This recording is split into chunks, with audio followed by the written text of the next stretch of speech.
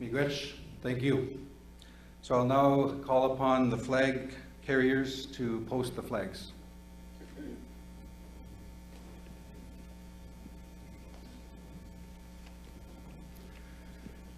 And I will ask our elder who will be doing the opening acknowledgments to please make your way up to the podium. Again, miigwech to the drum, miigwech to the Eagle River Singers for the opening songs and opening this assembly in a good way. That concludes the grand entry. So miigwech, thank you. Please remain standing though for the opening acknowledgments with the elder, but you can return to your seats if you were part of the grand entry.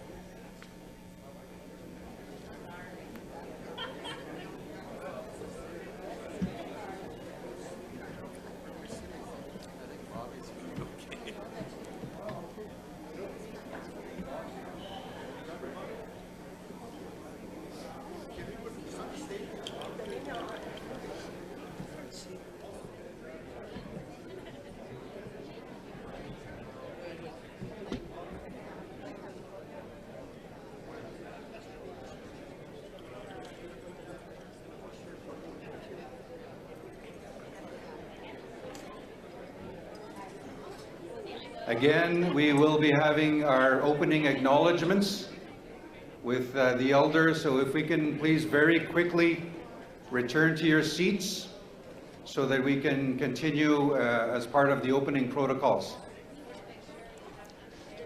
Thank you very much, and any side discussions, please put on hold for now. If we can cut the discussion, go outside if you need to have those discussions. But we would like to invite Anishinaabe elder from Kitagan-Zibi, Elder Rose Boudouin Wawate, to do the opening acknowledgement this morning and to open the session for the next 3 days in a good way. So with that, I will turn it over to our elder. Please remain standing.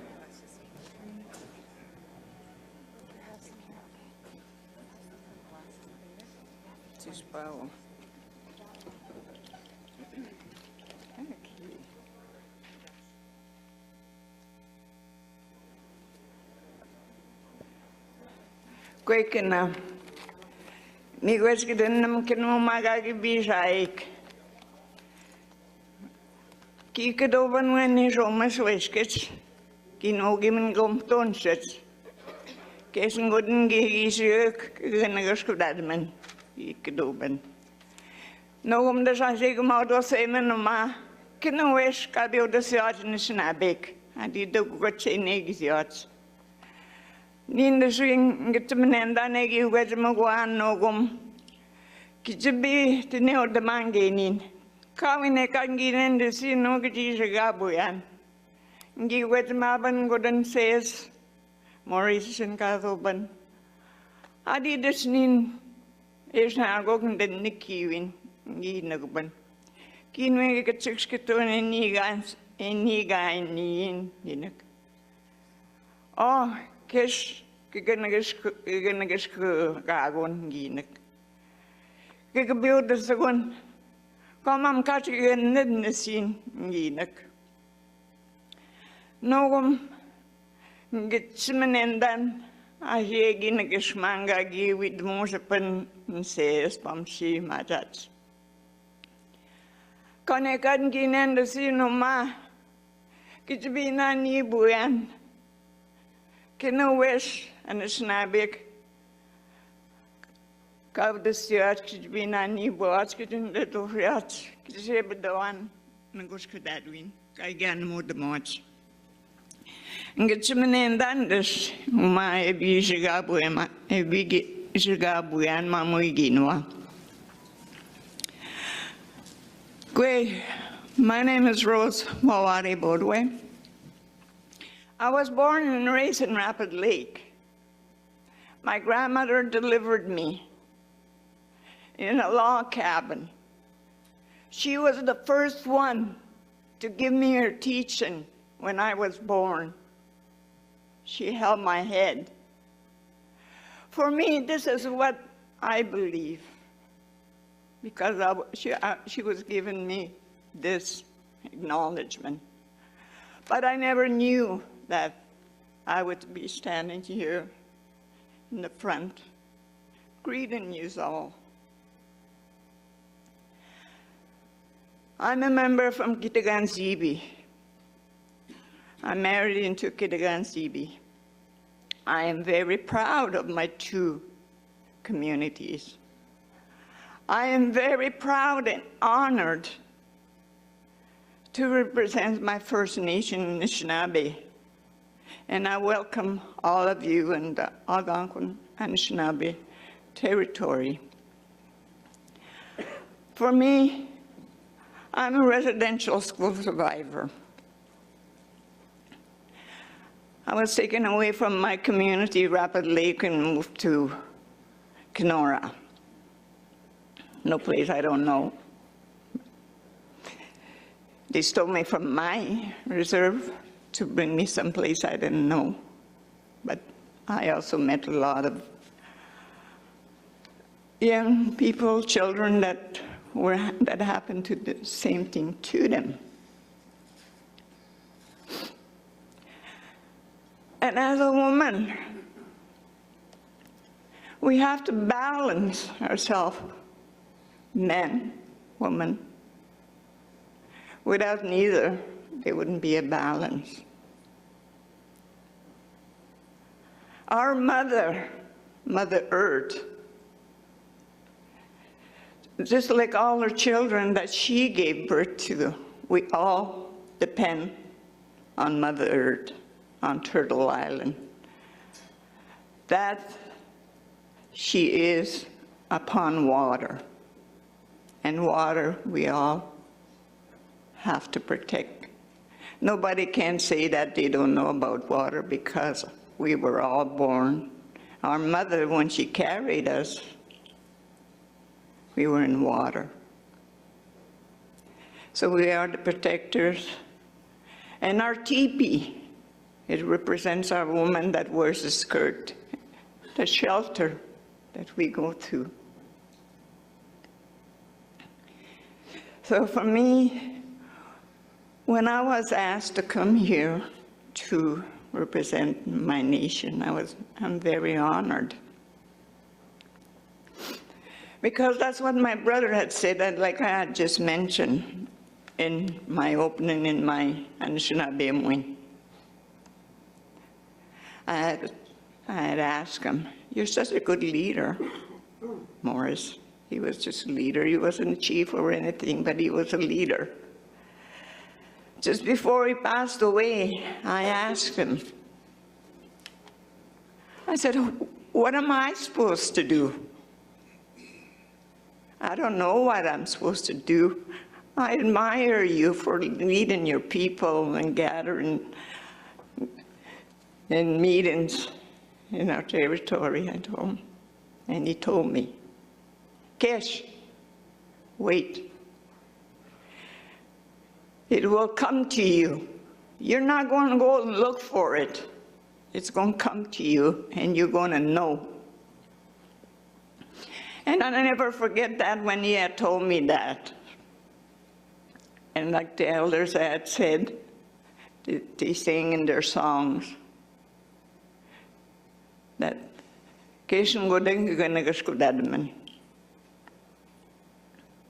and I always remember that.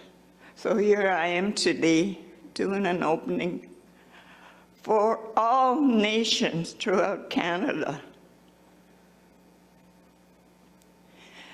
And that's why I welcome everybody to the Anishinaabe Algonquin unceded territory. As a woman, I welcome you too, because we cannot be put aside. We have to be equal, men and women. Without the other, we wouldn't be surviving.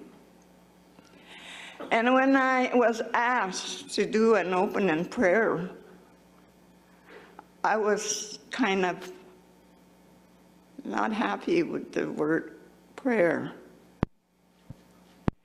Because as a residential school survivor, that's all a 5, 6 years old did in the residential school. So it brings me back that memories of my childhood going to school, residential school. But for me, when I do an opening, it's the creation I thank. I thank the creation, and this is how I address my thanks to our Creator. And when I walk my talk and talk my walk, this is what it is. Without the other, I wouldn't be able here to be standing. I was very fortunate that I do speak my language fluently. That was my first language. I was forced to speak this language I'm speaking to you now. That's why I did my opening in my Algonquin to talk about my family, my people,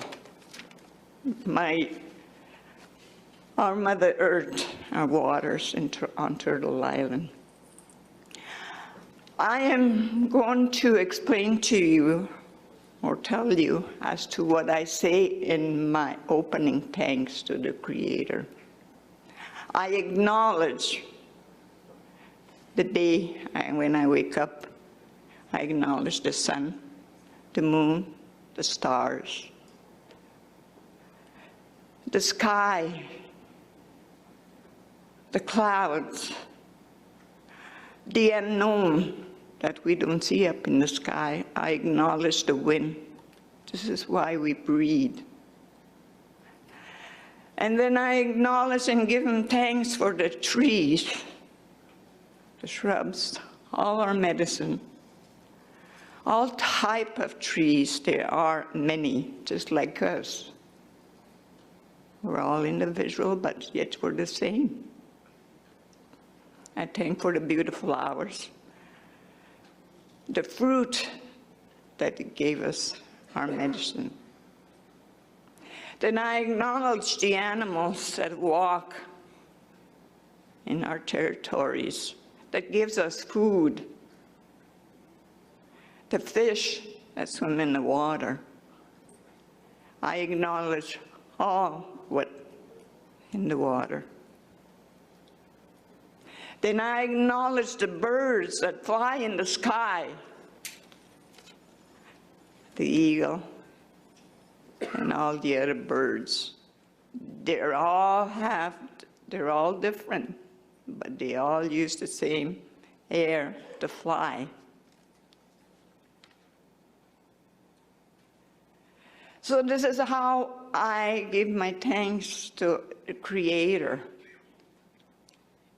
And I acknowledge the four elements, the four directions. This is what I acknowledge. This is what I give thanks to our Creator on Mother Earth. I give thanks for our belief, what our ancestors, grandmothers, our parents teach us to give thanks to every day. Our Anishinaabe, our ceremony, which is very important, language we speak. And our laws, our Anishinaabe laws, our nature law. I give thanks to the Creator. I give thanks to the Creator because He left us, our elders, to teach us all this. Then I acknowledge the Creator for our family, our youth, the sick that abuse themselves so that they could get help. I acknowledge that are sick within their bodies and so that they could get well, them too. And I acknowledge and I give thanks to our Creator for the water that's very important to each one of us, sacred to all of us. And the most important is I acknowledge our fire. It gives us warmth when we need it. We cook in there when we're hungry, so whatever. This is what I acknowledge and give thanks to. For me, this is how I do my opening, what I say in my opening. So you have, it's not that I have anything against any religion. It's up to you. For me, I choose this in my language to give thanks to our Creator on Mother Earth, on Turtle Island. So now, and for me there today, I acknowledge the missing and murdered woman. For me, give my condolence to the 4 women that have been brutally murdered. Acknowledge that. Today, I wear a white ribbon to acknowledge them. I wore red to acknowledge our missing and murdered woman. I wear my jewelry and speak my language to acknowledge who I am and to never forget. It's not that I ever forget. I live it.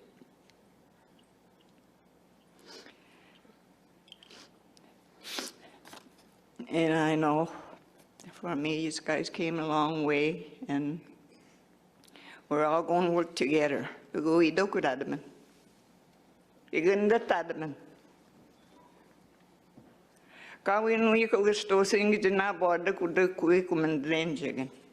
are going to help and listen. Nobody can read minds. So this is where we are today to express, talk, and speak whatever. And this is what the meeting is all about. So for me now, I'm going to my thanks to our Creator in my language. And this is, I told you, it's all as to what I am saying in my Anishinaabe. Miwas de benjiget, nogum kagishiget.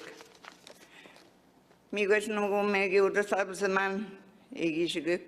Miwas kizes de bekizes unogos kui ne sewen shitaga gamaget. Miwas gidenan uji Mr. Gokene negisias skikiatek minen. Kinga gintawgeti no madrum. Kenak miwet gidenan. Kidawesis manankene negisis. Igot manan. Kibenesis manan. Kenawete negisias miwet gidenan. Newan wajinwek miwet gidenan. Newan is now sick pay madasic. Miwet gidenan. Miwet gidenan. Musum nango kumus manano diundak na kagi bi kanamagi arch. O ka na magain o de wit mo niya sa girin. Pen mo. Na ko na gain no mak na kak. Me wes dana te benjiges ken wedi. Buksen ma de benjiges kizindu yajan kagip kesiat umikna wa. Izum na madjiat. Buksen ma de benjiges kizibi do yajan we ka kuziat e madzijik we no dan kingi dan squeezing in jika Mas ka pitenda go kuma gitse madzik mi wesi den nibi kena we ka pen mutsimbini spenaga ne bigan we tamad si mi wetes den de venjiges mi wes den muzi kides kudemnan kabje tu ik sugijek jiji ba ko ik jigi sozik ane katuni kesidan kagige itupskinek kides kudemnan mi wes kiden de venjiges Springegong unique an sawen mission de venjiges mi wes deskiden miigwech. Thank you.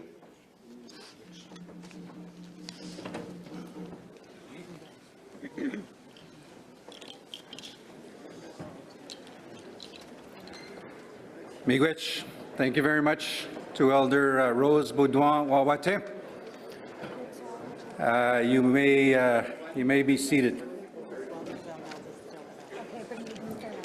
So with that, as we continue with the opening ceremonies, we'd like to introduce ourselves again as your co-chairs. Na dadjwe gabo ndijnkaz. Ego name ben dodem. Nego zagening donji. Ego nanakuma migwech enag awek chihaga gipakanang. We mawachi don. Ego miej baksen mian jwi munsig enanak magmadegan kagi nagamwaj kagi pakanamwaj ego en baksen jwi munsig nanak mamando no magijgak maga mawachi dik ego baksen mian jwi munsig we tajnjigen. So again, just a quick introduction. My name is Adam Fiddler. I introduced myself in my language. I am from Sandy Lake First Nation. I am a lawyer. I am Anshinne. I speak Anshinimun. And it's a great honor to be here with you, chiefs, and to assist as co-chair for this assembly. One of the mandates we have, of course, is to maintain order, maintain decorum, and have that respect within the assembly, respect with different views, different understandings, that we have a professional, positive discussion, and that we have respect amongst each other. And as co-chairs, we will be following not our rules, but we will be following the rules and protocols that you will be giving us to follow in order to maintain that decorum and respect in this assembly. So with that, Miigwech, I'll turn it over to co-chair Weena Siwi.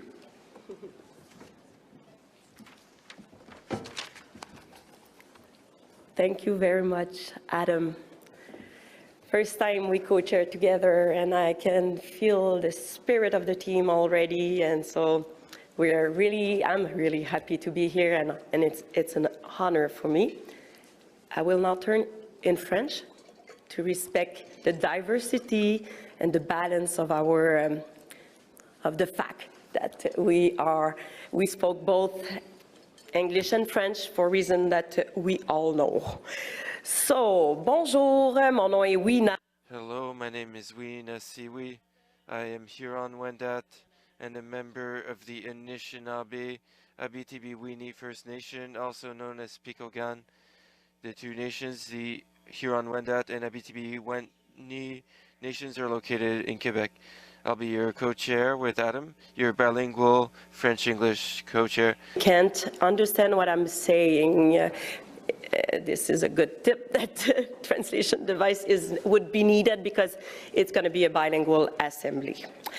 Alors, donc comme le mentionnait Adam. As Adam mentioned, we will respect the importance of having a safe and respectful environment here. Respectful of the entire delegation, whether you be here in person or virtually or joining us by phone, you are all equally important. So we are here for you and to facilitate discussions to ensure that the week will unfold in an enjoyable way and that we will carry out all the very important work we have to do. I will go back to some very important rules, but first I would like to thank Eagle River Singers for the drum and for the grand entry. And opening prayer. And it is now the time for the welcoming remarks by the host officials. And we will now hear two opening by the host officials. So we will hear first I promoted, or I don't know if I retitled you. So Chief Dylan White Duck from Kitigan-Zibi first, and then we'll hear Ontario Regional Chief Glenn Hare. So please join me welcoming Chief Dylan White Duck for the host official remarks. Thank you. Merci.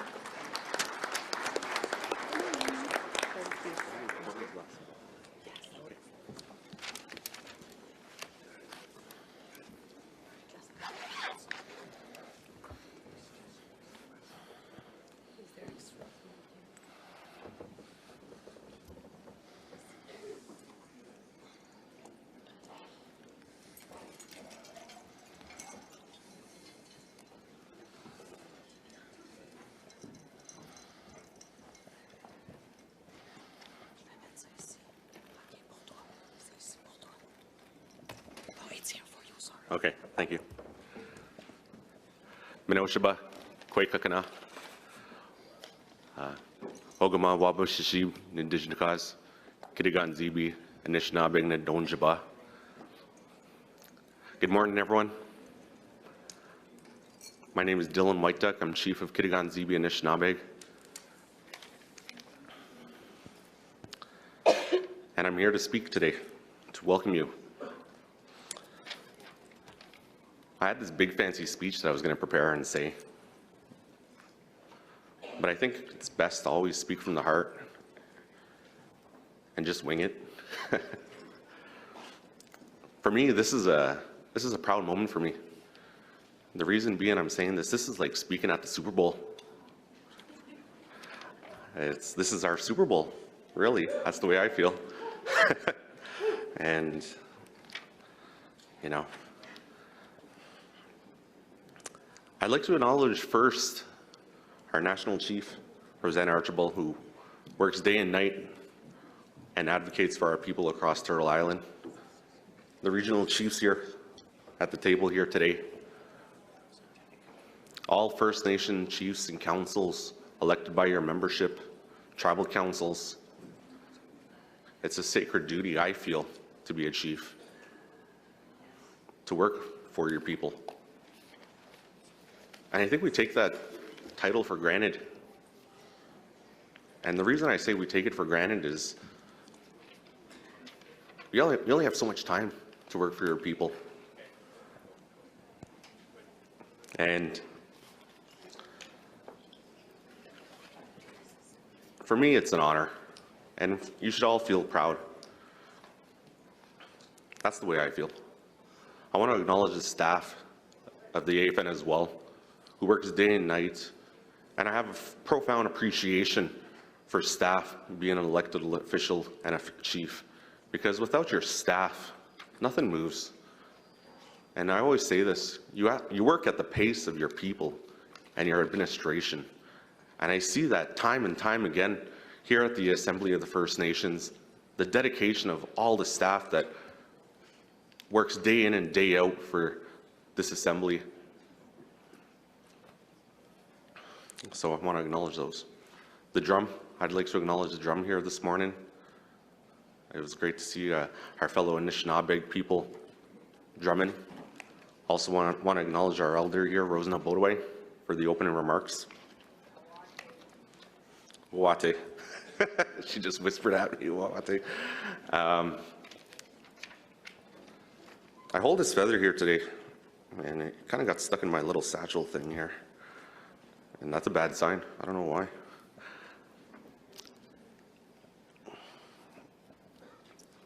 I just want to briefly discuss what happened this past July and the integrity of who we are as chiefs. I felt like was somewhat compromised. Our integrity is so important, being chiefs, representing your First Nation. Integrity. We have to continue with this. This week, I'd like to see us try and get through and work together as chiefs to get through all the resolutions we have to get through. What happened in the past, and it's time to move on and work for our people. That's why we're here today as elected officials and chiefs and councils and proxies. So please work together. That's all I could say. We all have to work together. I don't know the Anishinaabe word for working together, but that should be the new motto. Today I'm speaking on behalf of the Kitigan-Zibi Anishinaabe.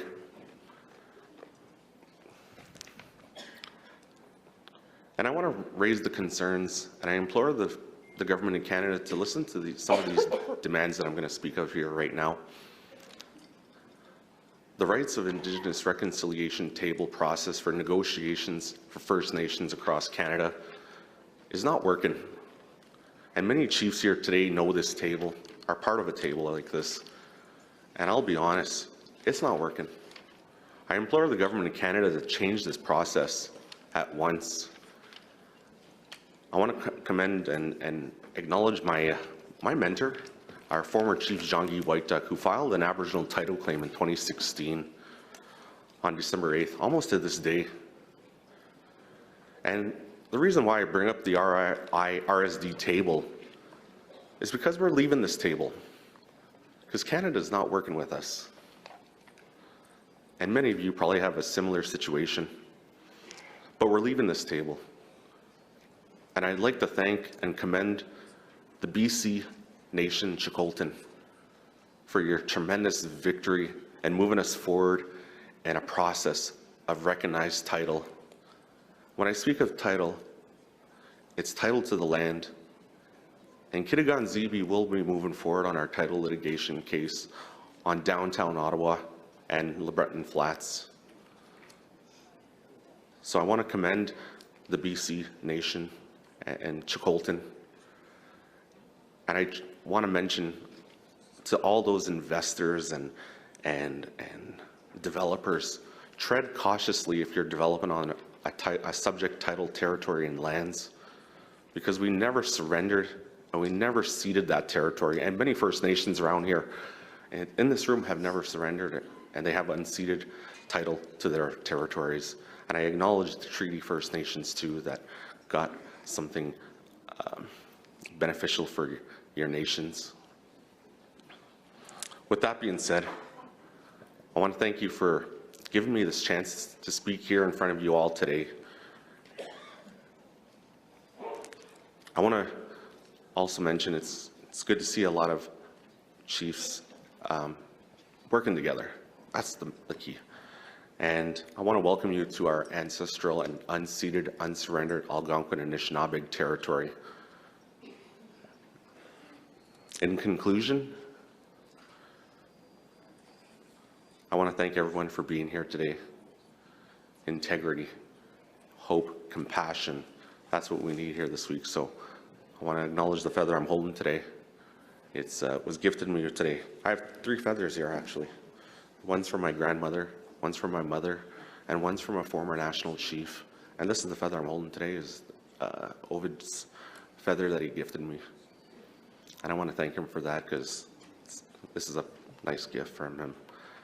So I want to thank you, everybody. Welcome to our territory. Enjoy the next few days, and let's work together. Miigwech.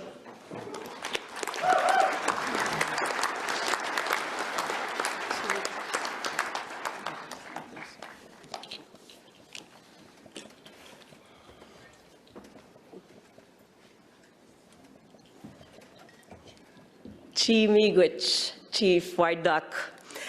And I will now invite Ontario Regional Chief Glen Eyre for the welcoming remarks. Thank you.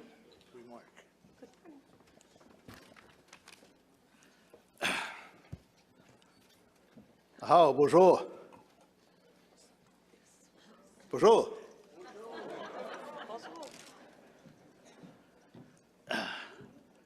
Good morning. Miigwech and bit go snake any news in the Engebong, Ontario. Good morning, Kina. When goes getting in this cast, checking don't Jim the dome this thing. Gemakwe, National Chief, Executive. Gay no one duck. Guizna Kimak, Kinage go up there, wash it again. Get Sidic. Cook Masnanik, Mashumsananik, Guest Nijik, Miigwech.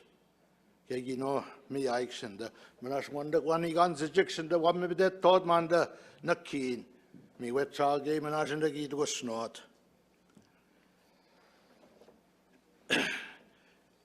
Pigany enigma gom on the Nakin. Just kick keep on bedeking him's way. The quem gay none of that gay marks.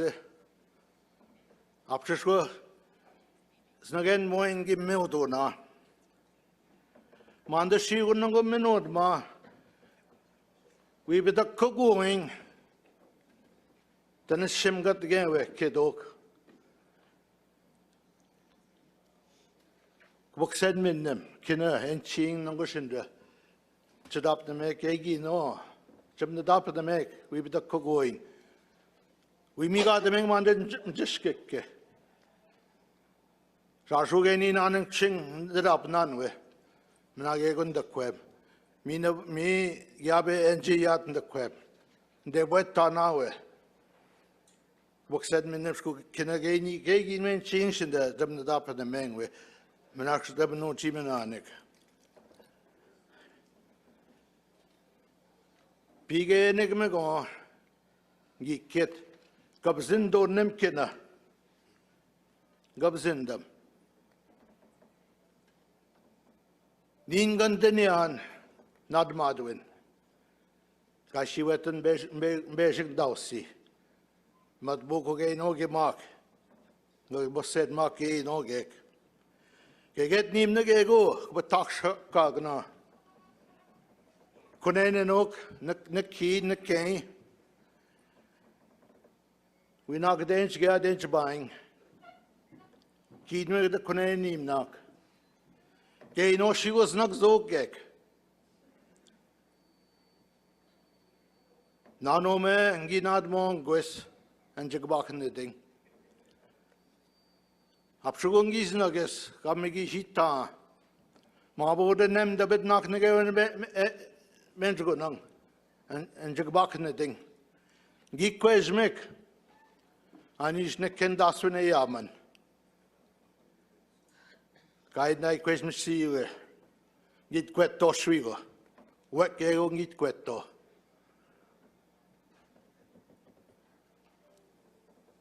Me mande abdegwani gan bedek nakin a yaman. We've nabaji skying.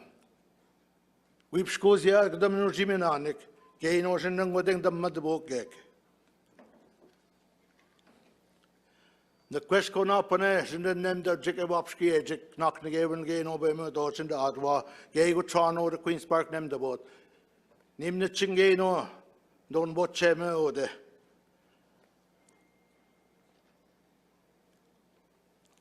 Kitchit toes him in a kinnish and ching. Mish wet be peace card when they go up skajik, but up the mod de benming. Nishkesh no go yabe a jebsing. Abdek we wax doing we.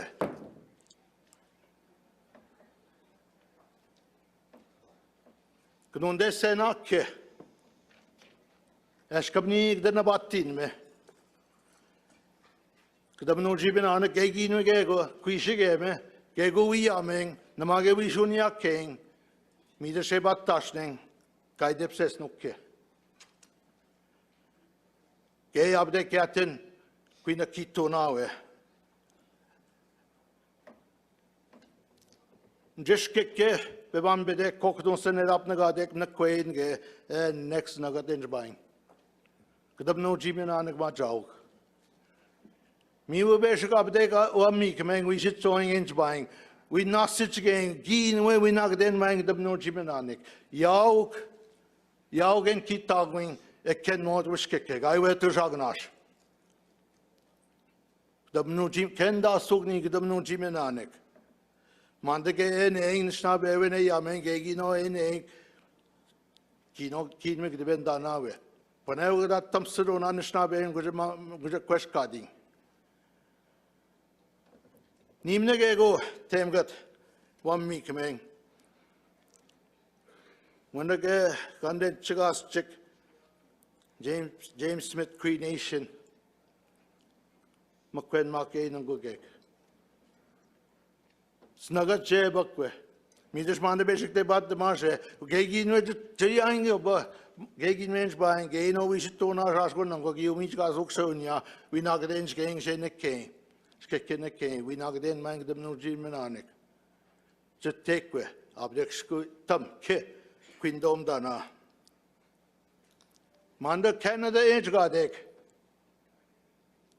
Option of the Gazami with the muted Jonas, muted Kadao, the Kidok on the Kenaway, much go again Jabangwe, muted Nishin of the we are in Kidok. Guide West Yuk, Agniske Hipsing. We know what come then Dawzok. We know we can be doing our Dana Junia. We kidot we. Mnashanen, Givido Kage, Givik me go. On the Gemak, Shashogano, Senegan, the best be Geok, Gano, we'd been more was moin. National Kinnego am the man you ain't but can was moin, Nam Kameke didn't got a Jashgo, we do Kage Gemak. Nishin.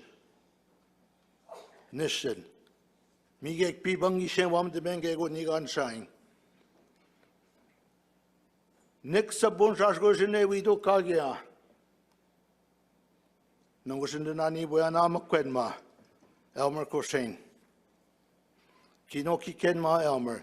Hasap Quenma na Benochi, baby Sinchik. Kegon and Mark Benochi. Mission the Nuenja Mounted in Genje. Kainon Goodings into the mother book. Book send them. Kegon and Mark baby Sinchik. Good morning, Chiefs. I'm so honored to have time with us in Snabek that nobody cut me off using my language. Being wedge. My name's Glenn Hare. My Nishnabé name's Gwingos. I'm from Chiging First Nation, Manitoulin Island here in Ontario. I welcome each and every one of you on Zoom to Ontario. I welcome you. It's a good place. National Chief, I welcome National Chief, the executive, co-chairs, and more importantly, our boss, and that's the drum. Chimigwech. Elected as your Ontario Regional Chief in the middle of COVID, a year and a half ago. I'm a big supporter to advocate and to voice to each and every one of us and to our kids to get the vaccine shot. Is it good? I don't know, but I feel good. I feel peace of mind. And more so, when I got elected that same week, my wife was diagnosed. We took the shots. Everything's good now. And I credit a lot of them shots for going through that very awful time. So I convey that to you, chiefs. I got my 5th. I'll stand for the first one if there's a 6th. Our kids love us. Let's stay a little bit longer for them. I made a commitment to make sure we will continue listening and always getting answers to First Nations needs. And they have identified a number of them. Policing. If I can, to start on policing, please, our prayers and thoughts. We had another First Nation shot in one of the western provinces yesterday, I think, by RCMP. It hurts when we hear that. Community safety. We talk about reconciliation right across the country, and every Sauganash politician knows and heard us already. I helped. I'm not immune to anything. We have issues and problems, and I help my kids as much as I can when I can. And I highlight this one because this will be just a breeze for me for helping my son in court.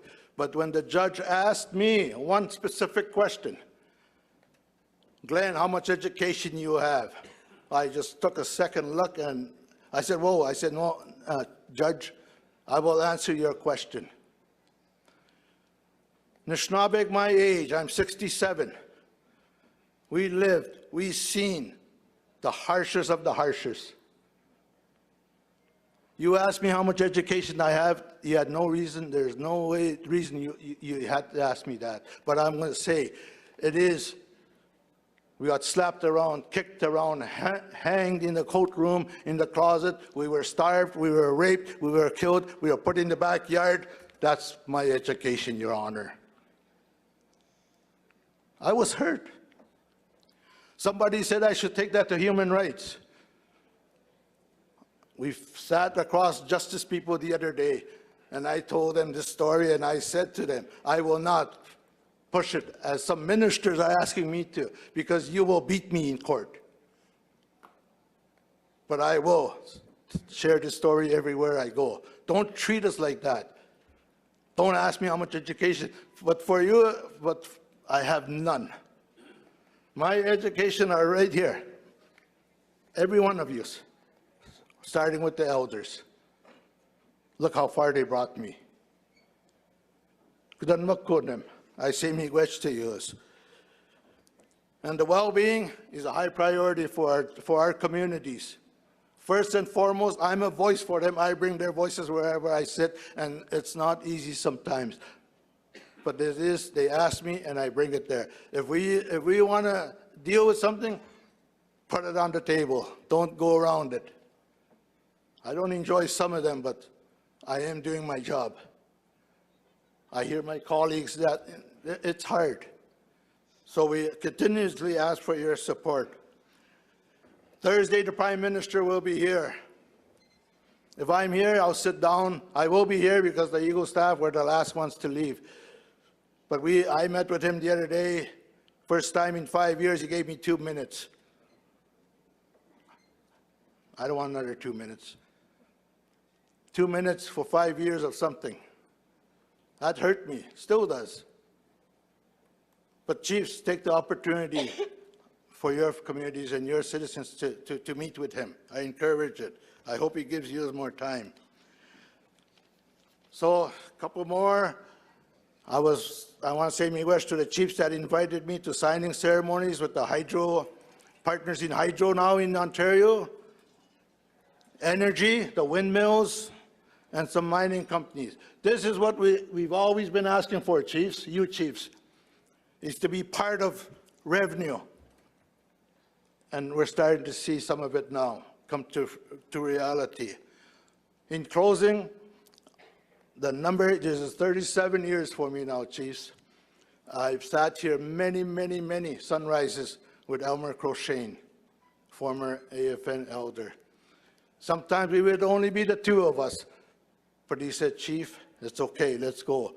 Let us remind our leaders, never forget the young ones. Don't forget the children. They will be sitting up here someday.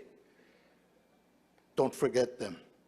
So with that, Chiefs, we have lots of work to do. And again, I welcome safe travels from me to you when we go home. It's Christmas. To the homeless, I reach out. Let's not talk about them. Let's reach out to them. Let's not use paper. Let's use your hand. That's what they want. They know we're talking about them. They told me that. Come and see me first if you want to talk about us. Don't make anything up there and then come here and think we're going to follow you what you say. I'm with them. So, miigwech, gimak, Executive and National Chief, aho.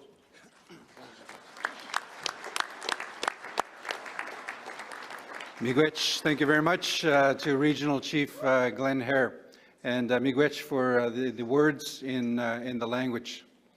I almost stood up and asked Regional Chief if we could do a selfie, but I don't know how to say selfie in our language.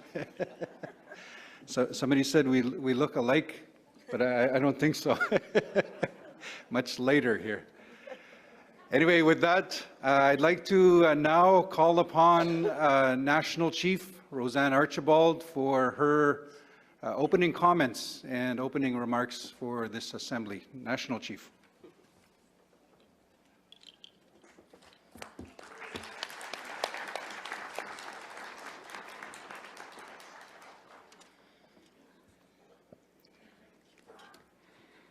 First of all, I'd like us all just to take a collective deep breath because I think we're all kind of holding our breath.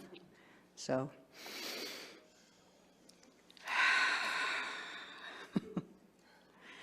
Ninanaskawan Gasakitin, Wachimiswe, Okamakanik, Okamakanish Gashehawk, Nesta Oshkanilak, RoseAnne Archibald Natishagasan, Dagotagmo, Ishagadelkoichian. Good morning, everyone. Good morning, everyone. First, I'd like to acknowledge the Creator, the world around us, and our place within it. And miigwech to the Anishinaabe Algonquin nations for welcoming us to their traditional, unceded, unsurrendered territories. And I acknowledge our Zoom participants on the traditional territories that they are on as well.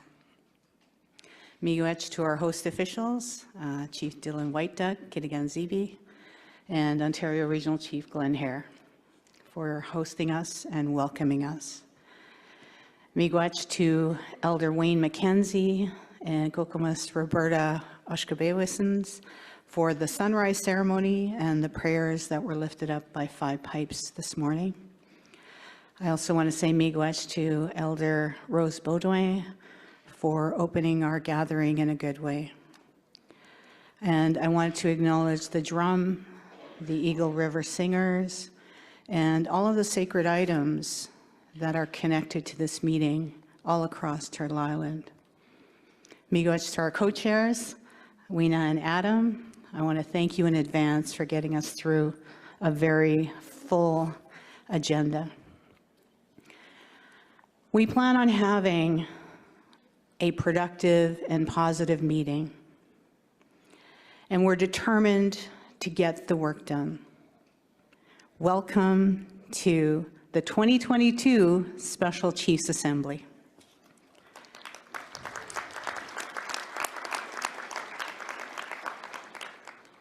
We made it, Chiefs. Thank you for continuing to stand by me and the regional chiefs. We've overcome many barriers and difficult moments since July. We've kept moving, as Rose talked about, like the sacred Nibi, water, that we hold as sacred and that we fight to protect. Water holds important knowledge about life. One of my favorite quotes is, "A river will cut a new path whenever it meets an obstacle." And together with the regional chiefs, we navigated the complications arising from the changes that were proposed at the AGA. And change, even positive change, will always be met with drawbacks and discomfort. But we kept moving along what we call the healing path forward. As National Chief, I had to remain grounded and to remember that peace begins with me. This week, we're gathering in the spirit of healing, in the spirit of cooperation, and in the spirit of lifting each other up. I spent 33 years in leadership cleaning up political messes, and I continue to stand for truth, transparency, and accountability. I campaigned on those values. I've stood by those values. And they're why I stand here today as your duly elected National Chief. The most important issue facing my work as National Chief is intergenerational trauma. I recognize that I am an intergenerational trauma survivor.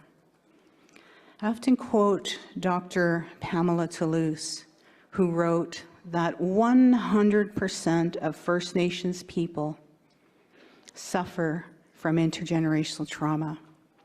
100%. That's the direct impact of those institutions of assimilation and genocide. The events that led up to and occurred during the AGA are an example of the reverberations that continue today from those institutions. Yesterday, we met as an executive committee. We discussed our imminent need to demonstrate to you, chiefs, our leadership, that we are supporting each other, that we are getting to work. And we are serious about that work with a plan to walk the healing path forward. This healing path is made with you and your communities in our minds and in our hearts. It's one that is respectful of regional and community concerns and needs. Our plan is based on some fundamental principles that we discussed yesterday. One, we will not perpetuate this ongoing conflict. We will be respectful, and inclusive, and unified. And we will avoid unhealthy situations and seek the help of a mediator to move us back into productive dialogue and work. You've trusted us to resolve this. Now, with that trust, we're going to be doing the necessary work in the background to fix our issues at the relationship and organizational level, while we work with you on your community and region's issues in the forefront. We will not let you down. Together, we can demonstrate for everyone watching that we can free ourselves from the colonial mindset forced upon our families. We have a sacred responsibility to break the cycle for future generations. Let's remember that conflict is inevitable, but it is a source of all growth and an absolute necessity if one is to be alive. As we keep walking, the regional chiefs and I will model for others how to come back together after a serious conflict. There are items that we need to move forward on, and we can't spend another minute, never mind a Chiefs Assembly, in turmoil. Our people are watching, and they're counting on us to create much needed positive and transformational change that will make their lives better. Yes, there are still HR and legal matters that we will resolve in the coming months. We will continue to do so in a good way, illuminating truth, transparency, and accountability, because we know that these are honorable and worthy causes.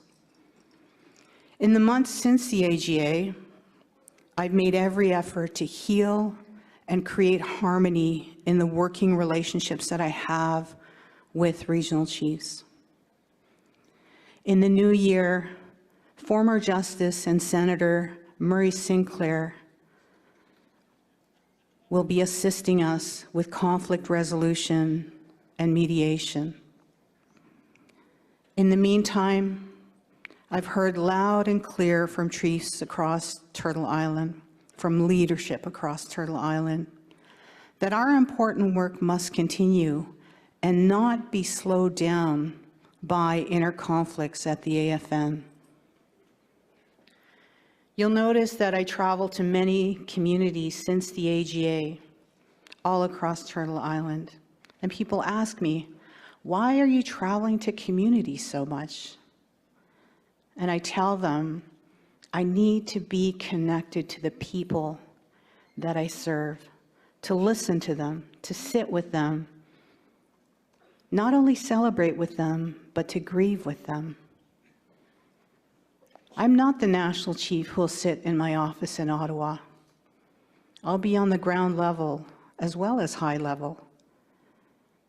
I care about community-based issues and community-based solutions. Even though it's a national position, I'm always considerate of how our work impacts communities. I've crisscrossed Turtle Island this year, going from the Atlantic Ocean to the Pacific Ocean, traveling through BC, Alberta, Saskatchewan, Manitoba, Quebec, Ontario, and Nova Scotia and Newfoundland. I was humbled to meet many of you and hold in my heart your triumphs with great reverence, but also bearing witness to your sorrows. Many of our communities are hurting, and our visits impacted me in deep and profound ways. This year I attended funerals, vigils, placed flowers at gravesites in Red Earth Cree Nation for little Frank Young, Pimachikamak Cree Nation for Chief Alex James, Louis Bull for Frankie Wayne Munias, and James Smith Cree Nation for those who lost their lives in the senseless tragedies of September 4th. In November, I learned how much our people are so caring and generous when I tested positive for COVID and spent my isolation period there. In my travels, I was happy to participate in graduations, a celebration in Musqueam, as well as several ceremonies along the Powwow Trail, including stops into Kamloops, Kehewin, Pikwakanagan, Catalan Stony Point, and the Niagara region with one of my sheroes, Phyllis Webstad. It's always an honor to be invited to your cultural ceremonies. These heal us, they revitalize our teachings and traditions. I want you to know that you matter, that your voice matters, what you say matters, and the direction that you give us matters. I know who's at the heart of this organization, and I need to be close to that heartbeat, the heartbeat of our people. No matter what happens, it's important for us to focus our energies on citizens who need us to advocate and work on their behalf, to lift them out of poverty into prosperity, to move them from moldy homes into safe homes, and to end the apprehension of our children through long-term reform of the child welfare system. While we are healing from intergenerational trauma, I can tell you that one day soon, we will move from being survivors to thrivers. I know that this kind of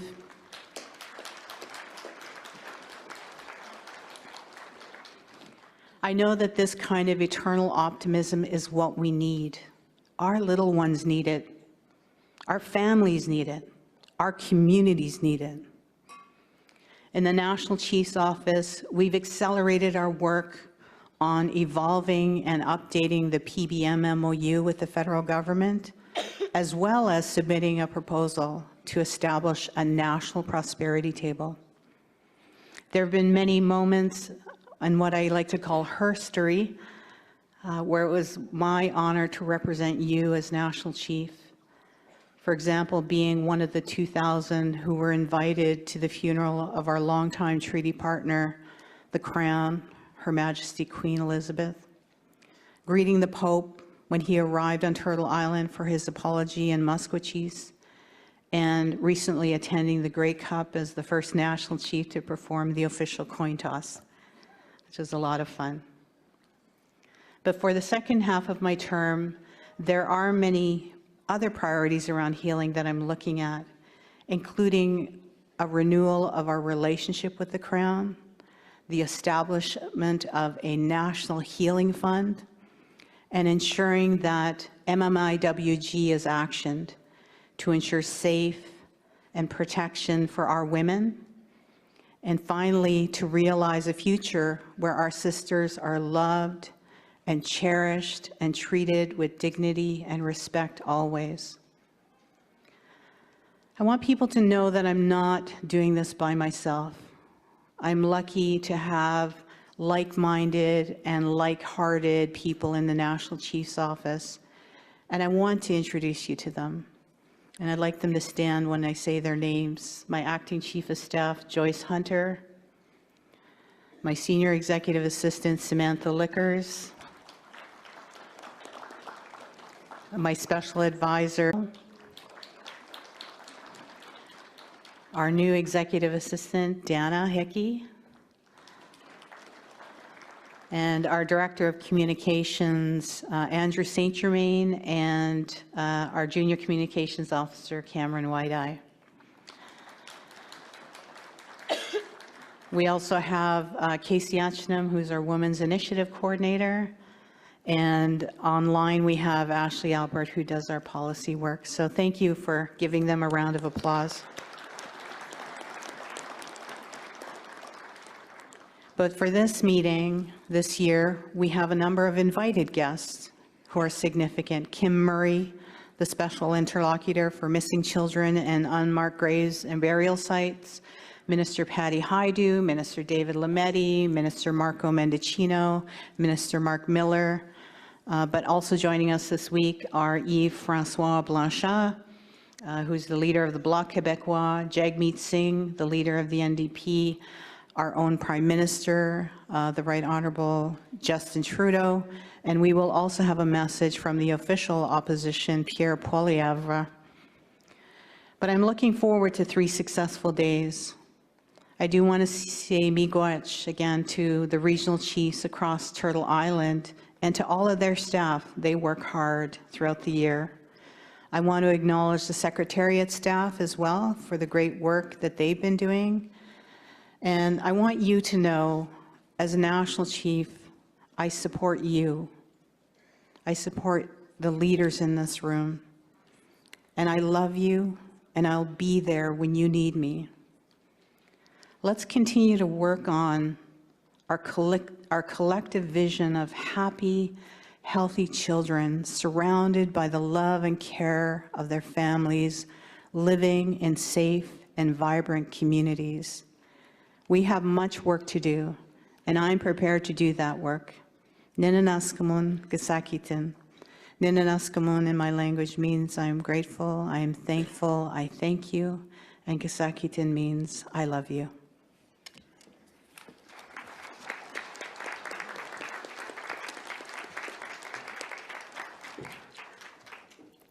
Merci, Chief Miigwech, National Chief. And now we arrived at the AFN Council's reports. We will now hear 4 reports. We'll hear the Knowledge Keepers, and then the First Nations Veterans Council report, and then the AFN Women's Council report, and finally, the AFN National Youth Council report. And we will invite them one after the other. So our first guest on stage, I will now please invite Knowledge Keepers Dr. Gwendolyn Point and Charles Zoom to join us on the stage, please. Thank you.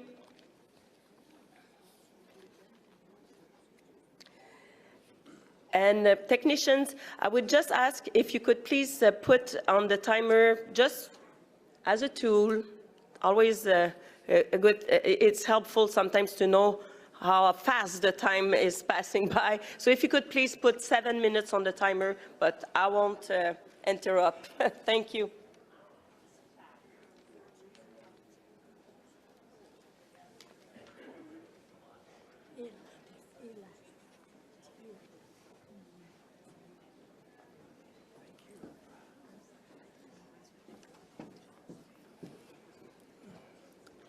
Te iatalato,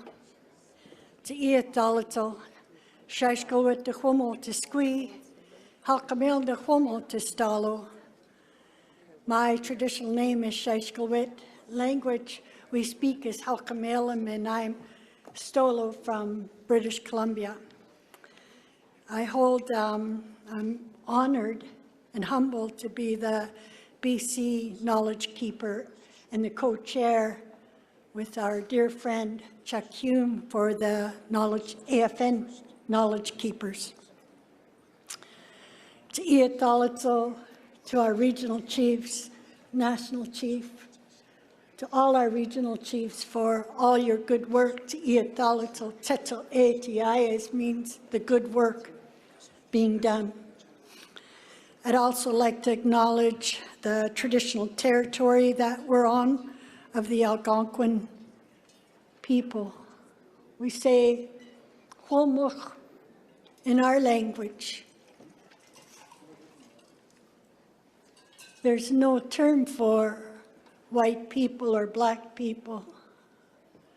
Holmuch separates us from the ones that swim and the ones that fly, the ones that are rooted in Mother Earth.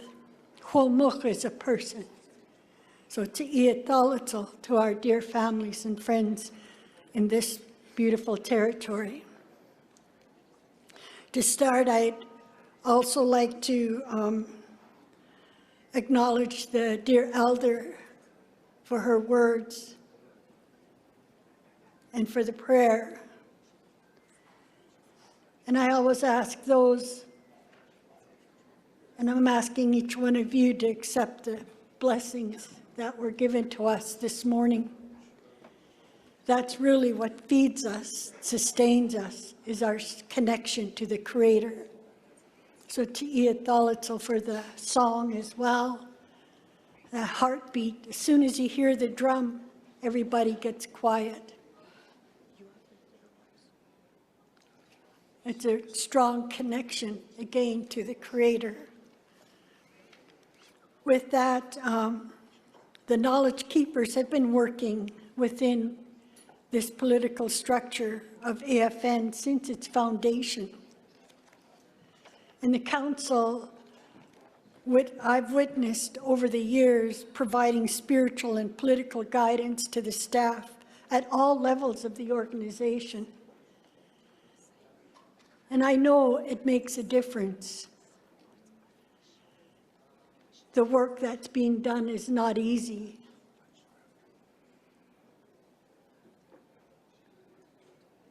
But it's so important. We have a notion of that, latzamata, latzathala, tishkwalawan, bringing the minds together and the hearts together to do the work in a good way. The knowledge keepers have also been a strong historical presence here and a part of the Assembly of First Nations. We've worked to ensure the best balance is fair and equitable, to keep our traditions and values, languages, and our history at the forefront of everything that's done. And of course, it was mentioned as well, our obligation to our youth, just as it was done for us by our dear elders and ancestors. It warms my heart to see the younger people standing with our leaders. That mentorship is so important in the path that we're creating for our youth, giving them the foundation to carry on with this work. I'd also like to acknowledge we have two knowledge keepers that were brought to the council, and Barney Baptiste and Terry Fiddler. With that, I'd like to ask all the knowledge keepers from the different regions to please stand up, if you don't mind. I don't want to start mentioning names. We have the front table here. If you don't mind standing, I see Phyllis. It's hard to see with the lights. But we have another one, Alden, standing there. And the dear elders here on the first and second rows.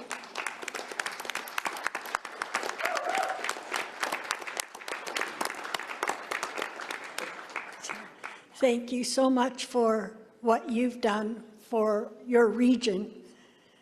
And it's a privilege to sit with these dear knowledge keepers. And it is, you're a lifelong learner, and I can tell you, I've learned so much about the history and the work that's been done in their region. So tsi'iya talitzel for all your good work. We've met, like everybody else, we've met virtually, and our in-person meetings have been limited, of course, because of COVID, to discuss the issues and challenges that face the Council and the Assembly of First Nations, including the finding at the former residential institutions and the COVID-19 pandemic. So I'm grateful to all those that have mentioned how important getting the vaccine is. COVID is still here. And the strains of COVID change. So that ongoing getting the booster shot is so important. So I appreciate the regional chief for mentioning how important getting those vaccines are.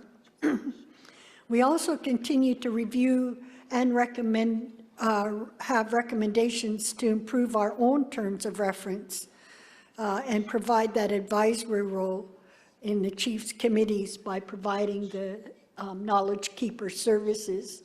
And I know for myself, I work with the Chiefs Committee on Education, and the elders have all been given a role for the different programs. So we continue our work and involvement on Resolution 3, investigation and audit of AFN's financial and management policies. that was passed in Vancouver. So with that, I appreciate, again, being a part of the AFN Knowledge Keepers and sending each one of you blessings for you and your families and your communities. And I tell the people, please know you are where you're supposed to be. You're doing what you're supposed to be doing. And I also want to say thank you to the staff. We have BC AFN staff here supporting our region, and I know that's the same for all the regions. I want to thank the AFN staff. That's a lot of work to host one of these events. And I told my staff if they need help doing anything, I don't mind helping out, because I see how hard they work from morning till night to make sure that you get what you need to do your work. So it's a real collective effort that no one individual can do. So to all the staff, to Iatalitzel, Hi Siam, I'm going to let Chuck carry on here. Hi Tep.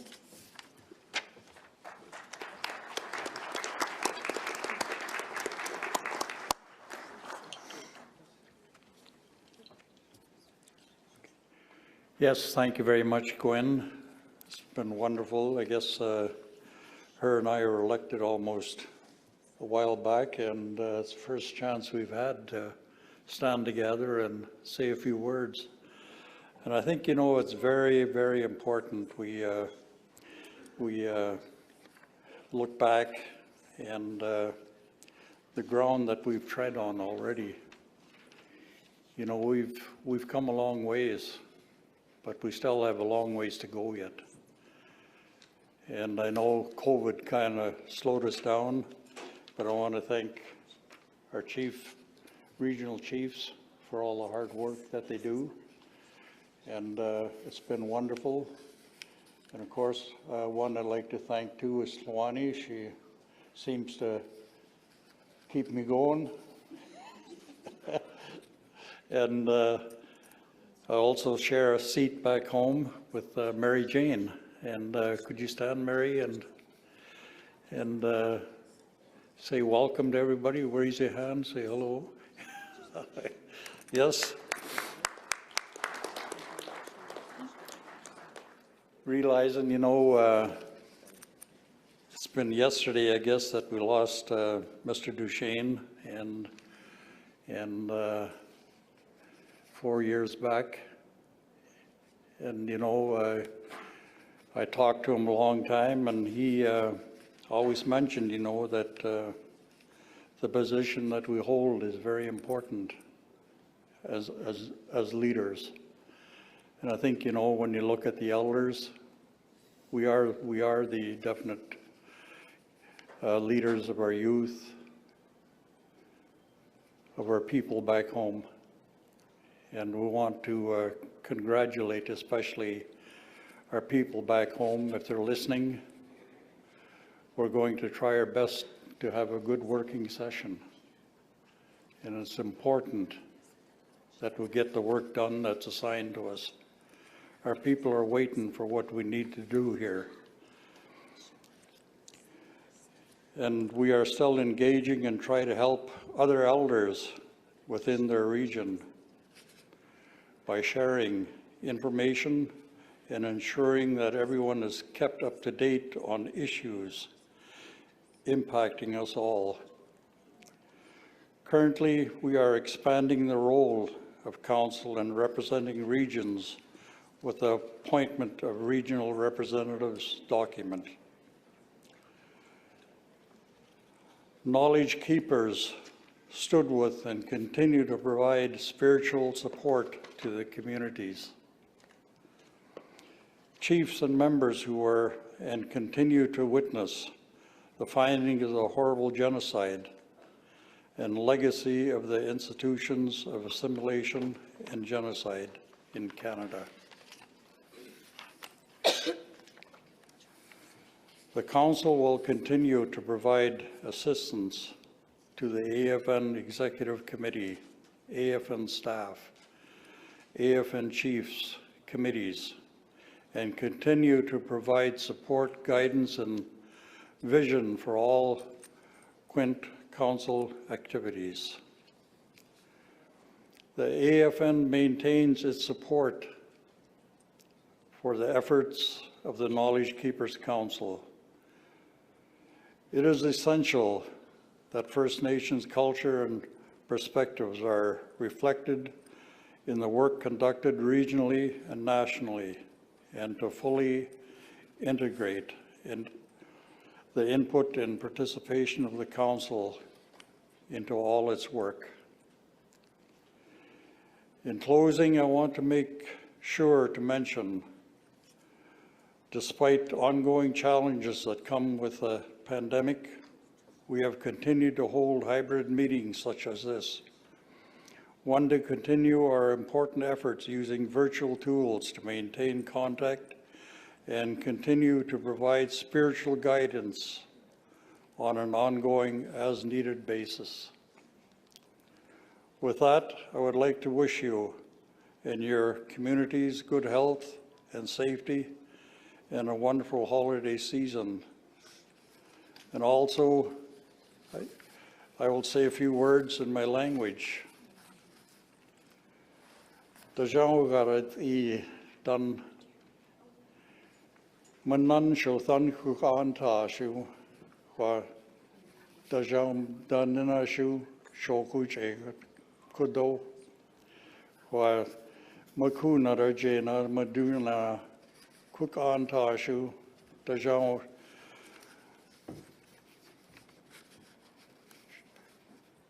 shoku ani. I said thank you to the people for letting us speak in this country. The people from this area, look after your children very good. We want them to be proud when we're finished our days here. We want to help them. Kunashish, thank you.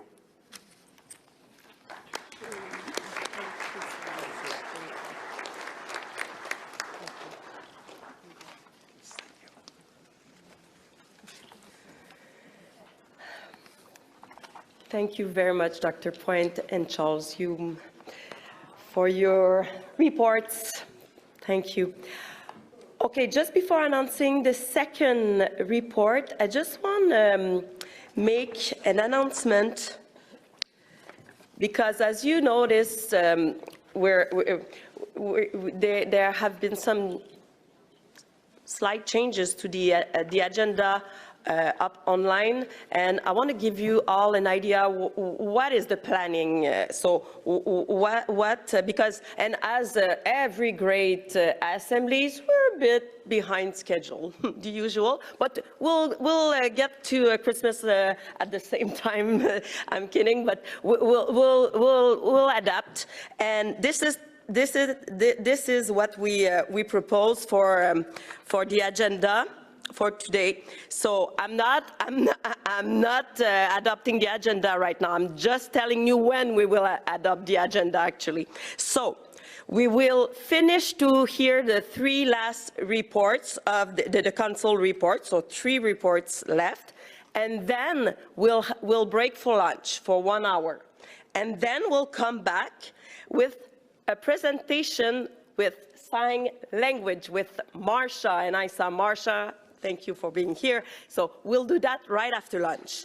And then we'll do the test vote. So there is a test vote. We'll give you the registration numbers, everything. We'll do the test vote, and we have a new question. It's not the pineapple on the pizza, this assembly. It's going to be something else. But we'll continue then after the test vote. We'll do the motion to adopt the rules of assembly. So the rules of procedure, your rules, will have a motion on that. And then a motion to adopt the agenda. And then we'll continue with the resolution update. We'll have the resolution update, a quick update, and there's going to be the HR update on this as well. So at that time, And then we'll continue as scheduled on the online agenda. So we'll have the resolutions that deal with charter right after, and we'll continue the day. But there is one thing that is really important to note. At 5:30 Eastern Time, we have a hard break because we have the presentation by a guest that will be there for MMIWG, so it's very important. So we'll continue to inform you, but we just thought it was a good thing for you to know where we are at the moment, because we saw that some chiefs proxies were like wondering what was happening. So we thought it was useful for you to know. So thank you very much for your cooperation, your patience. And now, with no more delay, please join me to welcome the second report. So we'll have veteran Percy Joe, please, for the First Nations Veteran Council. Percy Joe, are you present in the room? I'm looking at our assistant. If they, oh, okay, yes. Thank you so much. I'm a bit in my head, I guess, and I have my watch here that is a notification. I receive a notification that my heart is going too fast. So I think I better sit down. So thank you very much. Welcome.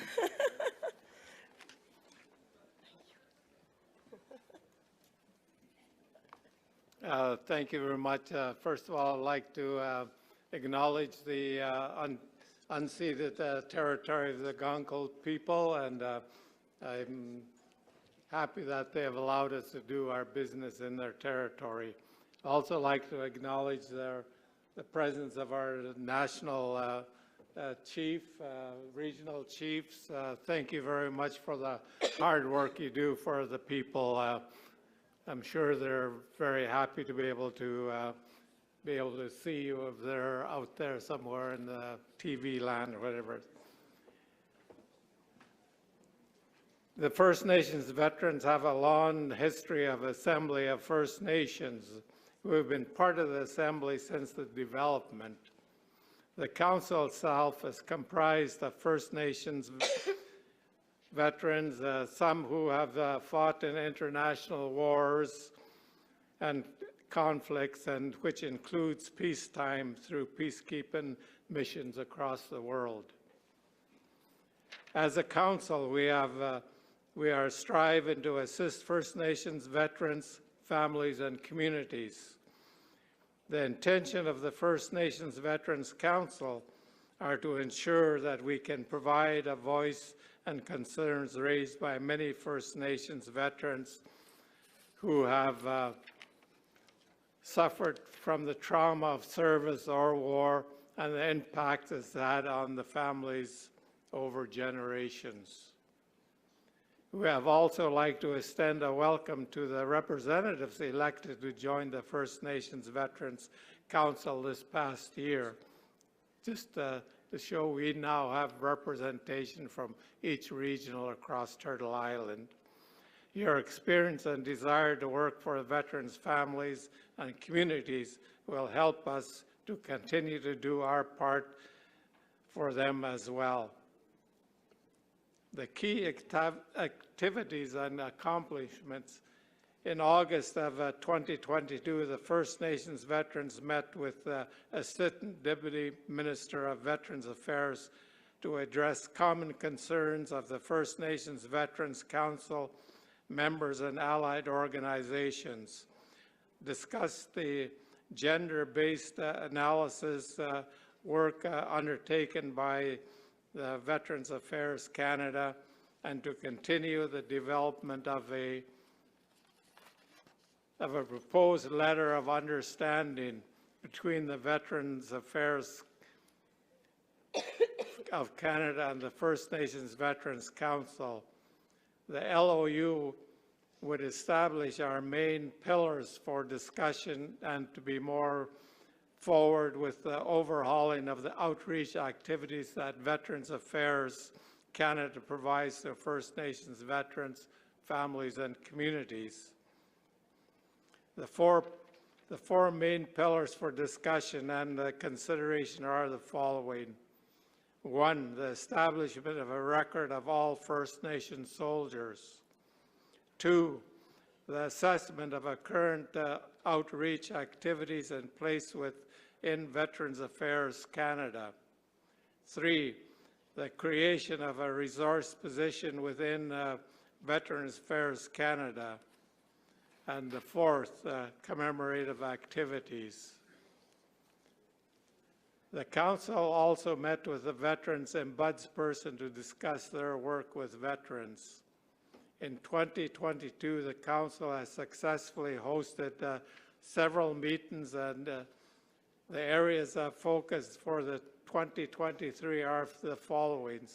1, planning, identifying, coordinating of First Nations veterans' participation in international ceremonies.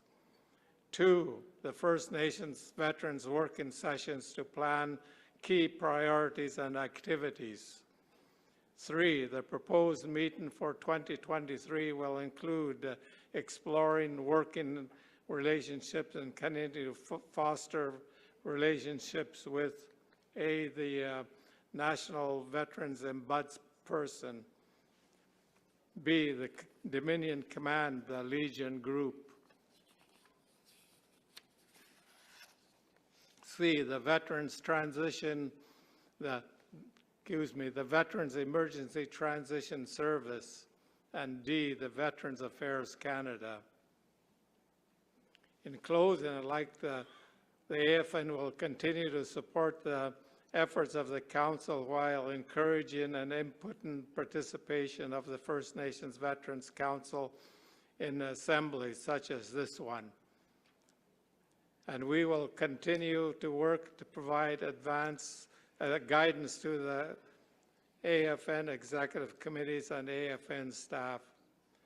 We will continue to partner with the 2SLB TQQIA plus the Knowledge Keepers, Women and Youth Council, while maintaining a collaborative effort as a full Quint Council while focusing on the advancement of their collective strategy plans.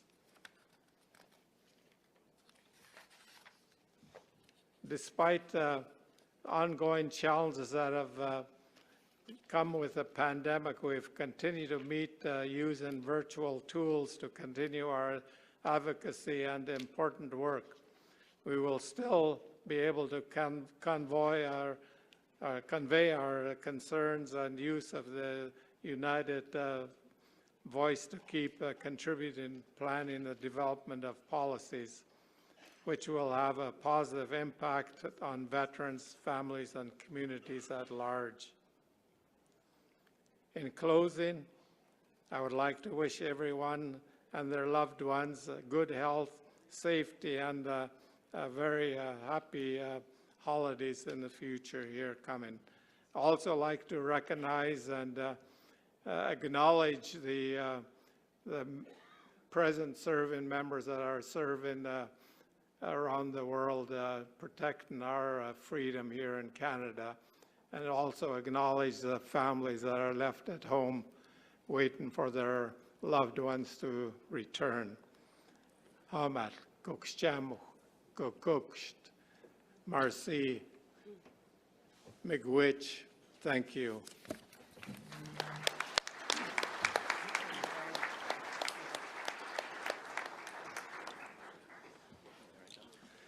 Miigwech, thank you very much, Veteran Percy Joe, for the update. Again, we have two more council updates, and what we wanted to do, again, as co-chair Weena Siwi described, we wanted to do the council updates immediately after the National Chief's opening comments. So we'll do those first, two more updates, and then we'll take a 1 hour lunch break. So next, I'd like to call upon the AFN Women's Council presentation. Chief Connie Big Eagle is on her way up, I believe. Okay. So we're going to change the order a little bit here. Chief Big Eagle will just be, we're going to the, I can't see the lights. Is that the Youth Council? No, Oh, Chief Big Eagle. Now I can see Chief Big Eagle. So with that, we have the presentation from the AFN Women's Council.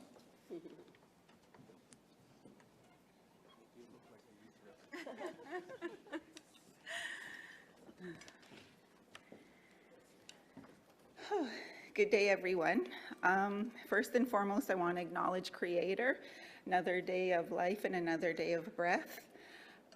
Greetings to the National Chief, the AFN Executive Council, made up of the regional chiefs, of course, all the chiefs from across Canada, councillors, AFN staff. I want to greet the elders, the youth, the women, and all the people in the room, and of course the AFN staff. I want to thank the elder for the, I think she called it, giving thanks to Creator.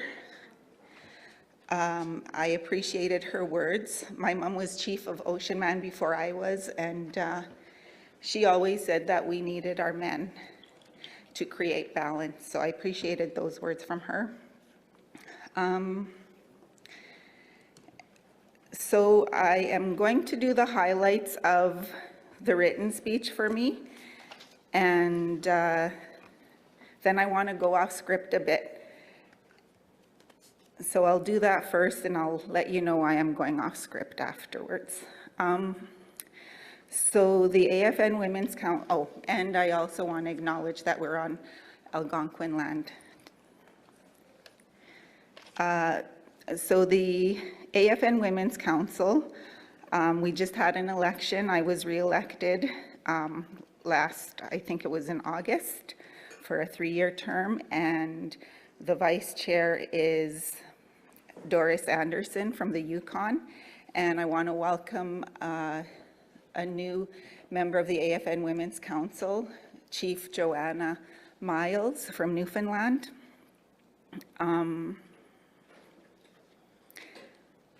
We have been working on justice reform, calling for greater police accountability and justice for survivors and families.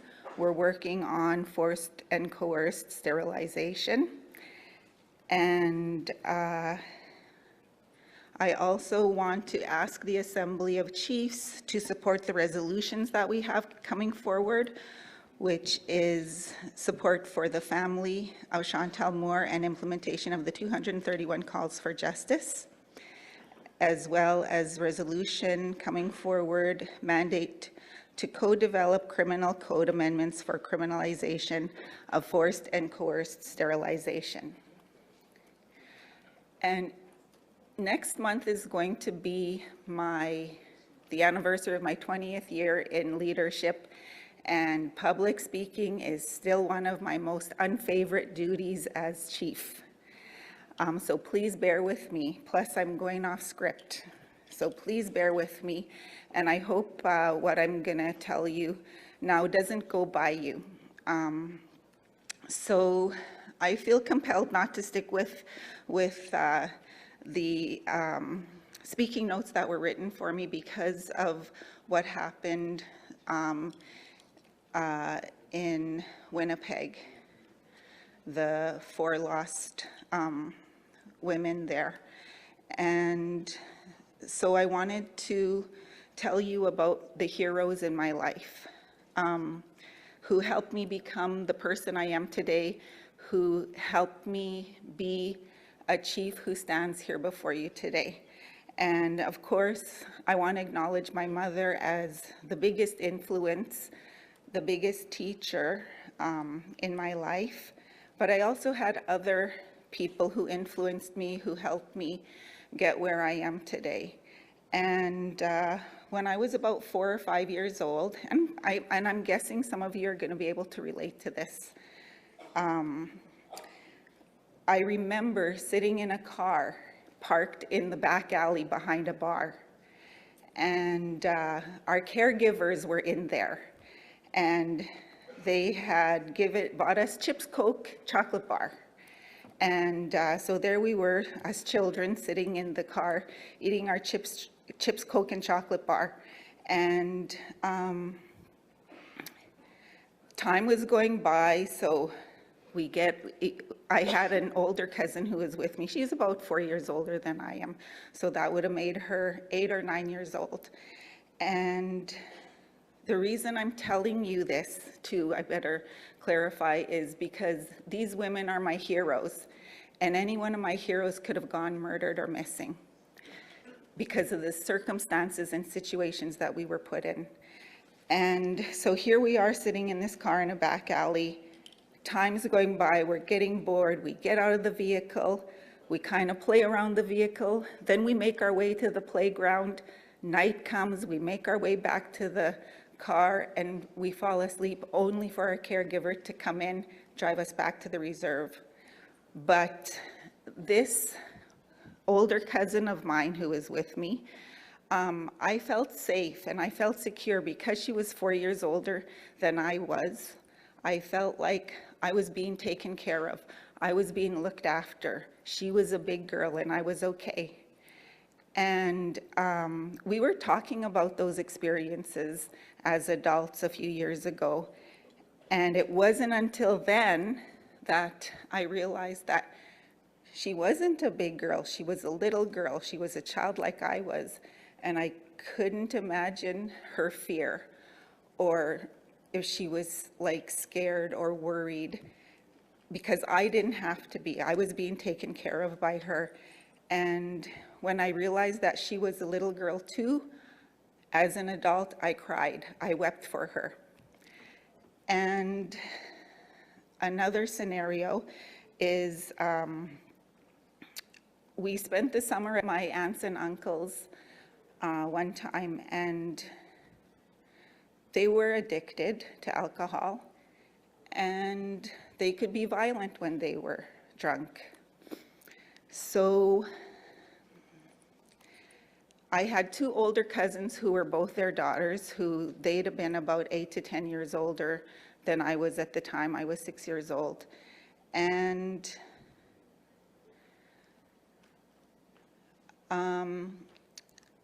so they knew that their parents were off getting drunk, and they knew about what time their parents were going to be home. And so just before they would get home, they would haul a bunch of blankets and pillows to the bush.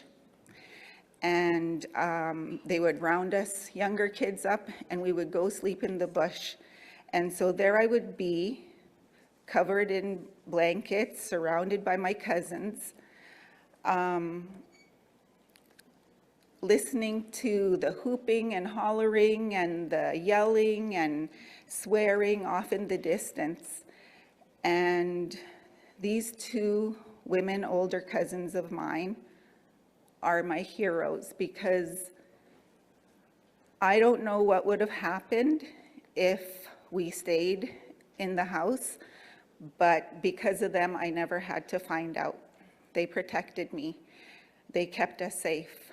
And another scenario is now, fast forward to, I'm 15 years old. I'm sent to Regina to go live with my auntie to attend Catholic school.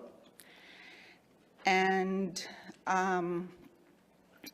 there were 3 teenagers, and my grandpa, my aunt, and this lady who, she lost her mother when she was 8 years old, and she grew up tough, and she grew up streetwise, and for some reason attached herself to our family. She was always in my life, always with us, even though she wasn't my blood relative. And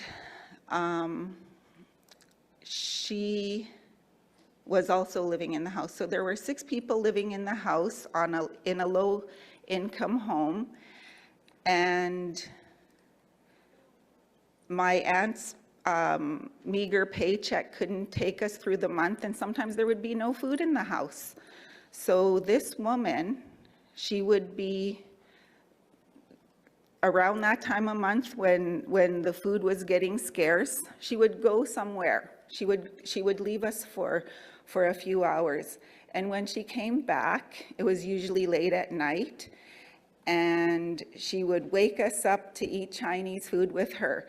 And, you know, that's a good memory for me, and it was a real treat. And she would have money to get us groceries to carry us through to the end of the month. And so these are women that I honor. These are women that I love. These are women who kept me safe, fed me, and made me feel like everything was going to be okay. And it's because of circumstances that they very well could have gone murdered or missing. And I just want to, and I honor them, I love them, and it's because of them, they've contributed to me being here to share these stories with you today. And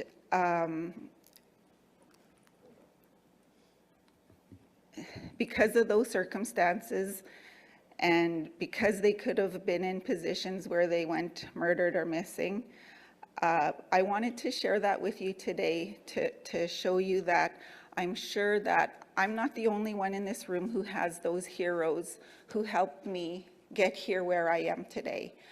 I'm sure that there's people in your lives who were in similar circumstances who have helped you become regional chiefs, or chiefs of your First Nation, or lawyers, or policy analysts, or counselors. And so with that, I want to have a moment of silence for these heroes in Winnipeg who went missing and murdered and missing. Morgan Beatrice Harris, Mercedes Myron, and Rebecca Contois, and one lady who hasn't been identified. And let's be their heroes. Maybe these people didn't have someone to be their hero, but I'm sure they were someone's hero, and I have heroes who were in those similar circumstances.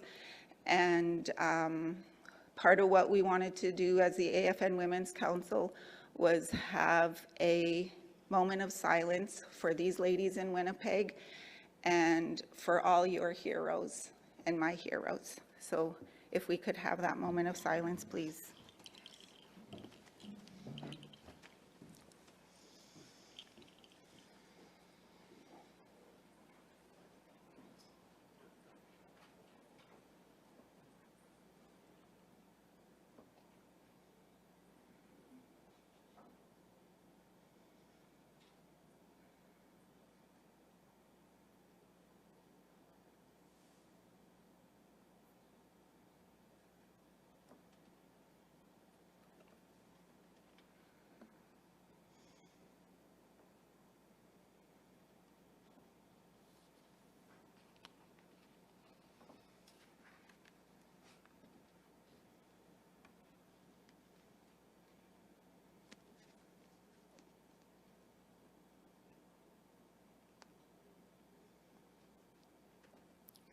Thank you, everyone.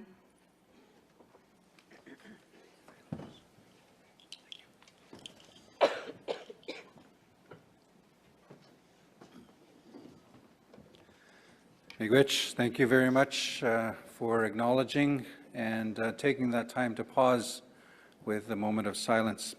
And again, a big thank you for the presentation from the AFN Women's Council, Chief Connie Big Eagle. Miigwech. So next, one more council update. We have the AFN National Youth Council, Rosalie Labillois will be coming up, and I believe there's two, and you can introduce yourselves. So with that, we will have the AFN Youth Council.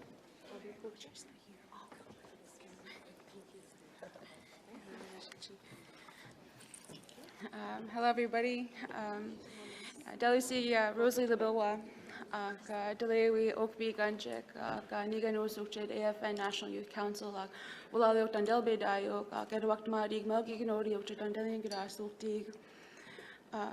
Greetings, my relatives, National Chief, Regional Chiefs, technicians, and also a big shout out to our fellow young people who are here in Assembly as well.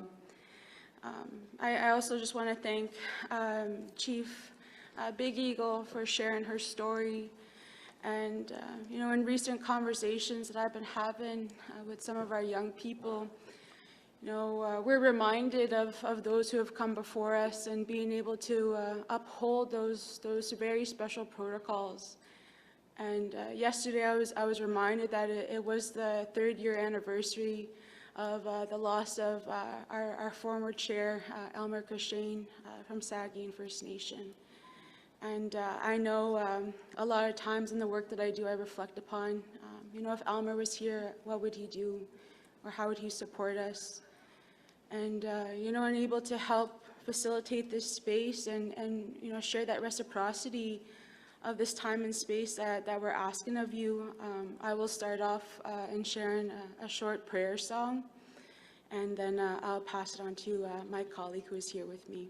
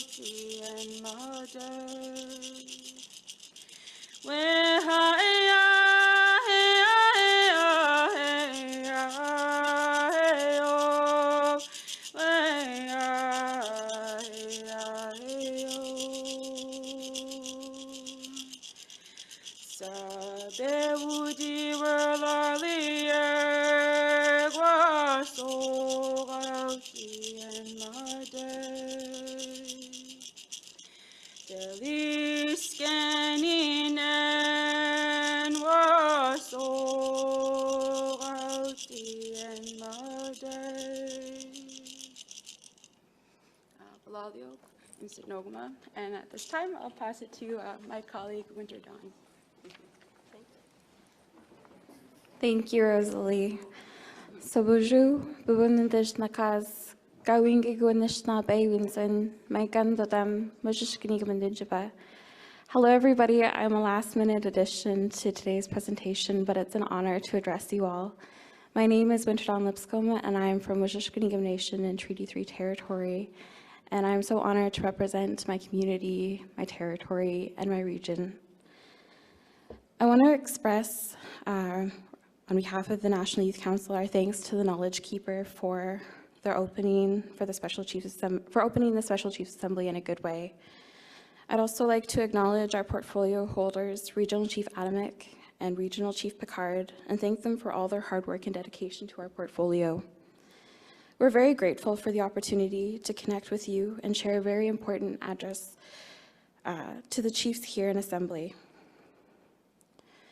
We stand here before you today, not for us, but for the children and the youth who deserve to have their voices heard, to have safety, to have someone advocate on their behalf. Many of us are here in elected positions. That is a privilege to hold the faith of the people who have uplifted us to these roles. Our communities are no strangers to grief and loss. Our people are hurting deeply. Every day, we face constant tragedy and hardship. Our families continue to be destroyed by systemic racism, violence, and trauma. We're sending our helpers and our protectors into a losing battle. Every day, they go out to help our communities without the resources that they need to effectively do these jobs. Those that are most vulnerable will be the ones to suffer. This requires us to collectively work on addressing these social challenges and respectfully build communities for current and future generations.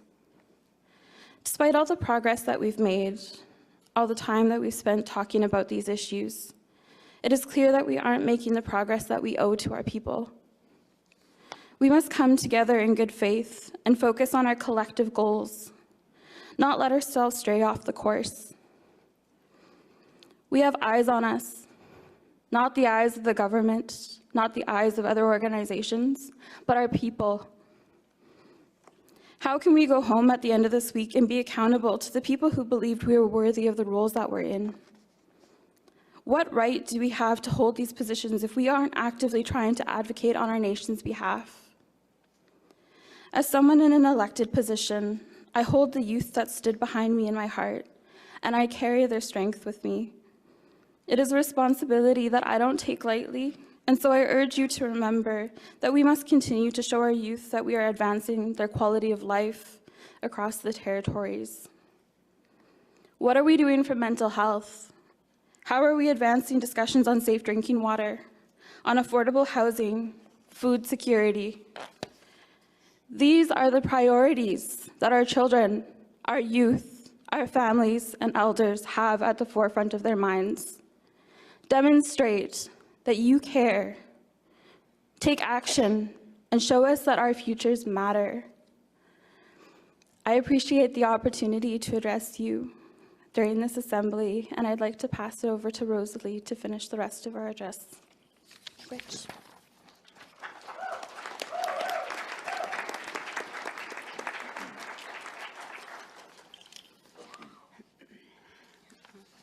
There are a lot of people that are not here in the room today.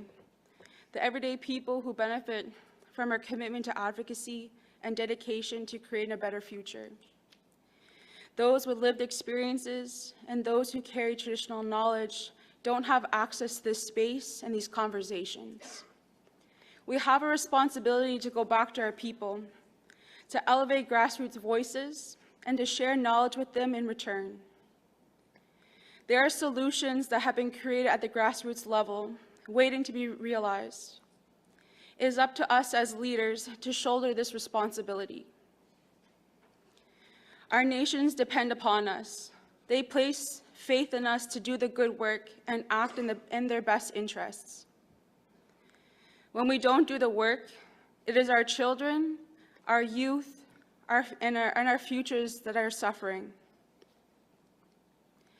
We have to take the responsibility for our consequences of our actions and begin righting our relations. As leaders and decision makers, there's an opportunity to come together to support the nation and to protect the communities. The issues have been ongoing, and it is up to the future generations to continue the work of our predecessors, and we need to promote intergenerational knowledge sharing. It's very easy to identify all of the problems, to say that funding is a barrier that needs to change, but we must holistically look at what it takes to be a strong advocate. You know, this goes beyond requiring funding. We need resources that support mental health, the prioritization of kinship and creating safe community spaces, and accessing to our mentors and learning opportunities. Rather than thinking about how leadership and government could support youth, we're here today to say that we are capable, we have the knowledge, and we are ready to fulfill our roles as young leaders. We can't go back in time, but we can learn from our mistakes to guide our future. We need to put away the animosities and egos so we can work together in this very limited time that we have in these next few days. An active commitment is needed to pass the resolutions that directly impact our nations and our everyday life. So many communities and agencies are relying on us to carry this work forward. We call upon you with love and kindness to fulfill your purpose as leaders, to be deliberate in your actions, and to get down to business this week. We're asking you to move forward and to show those who are watching across the country and beyond that we could work together for the betterment of our children, our youth, and all of our relations that are dependent upon us. We're here for the love of our people and the welfare of our communities. We must not lose sight of that. Hold on to your communities and their relations and do not lose sight of their struggles. Celebrate their strength and incorporate their knowledge and experience and allow our ways of being to guide us forward. We are working together because we share a desire to see a world where all First Nations people participate fully in our social, economic, and cultural prosperity. A world where strong, healthy, self-sufficient First Nations communities thrive.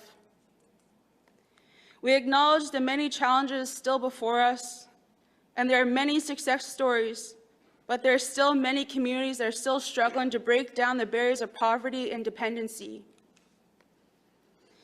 We want to move past those barriers, and it will not be easy, and it will require a lot of work together. And before we can move forward, we must recognize the importance of coming to terms with the past. Our fight is not with each other. Our fight is for the protection of our land, for the protection and safety of our people, and for the recognition and assertion of our ways. Walalio, Imsinogama. Thank you very much.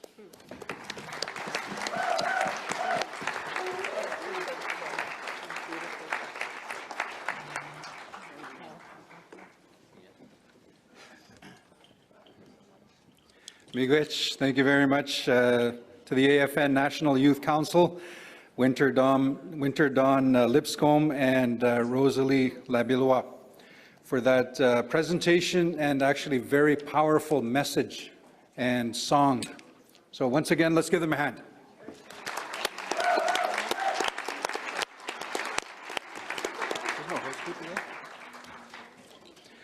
So it's about 12:30. At this point, we will take a break. I know that there are several caucus meetings happening with food.